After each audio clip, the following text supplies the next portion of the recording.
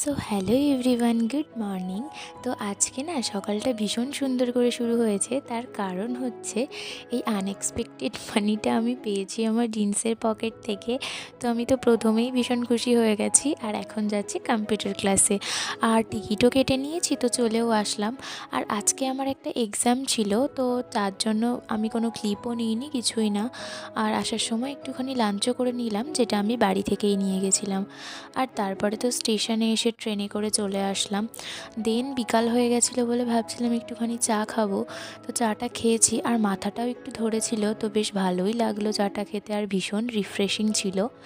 আর বাসে উঠলেই যেহেতু আমার ভীষণ গা গোলায়, তাই কয়েকটা হজমোল্লাও কিনেছিলাম।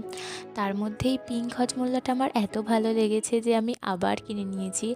আর তারপরে তো আগের দিনকে যে মোমো খেয়েছিলাম সেটা এত ভাল লেগেছে, তো আবার একটু খেয়েছিলাম। তো আজকের দিনটা তো এভাবেই কাটালাম।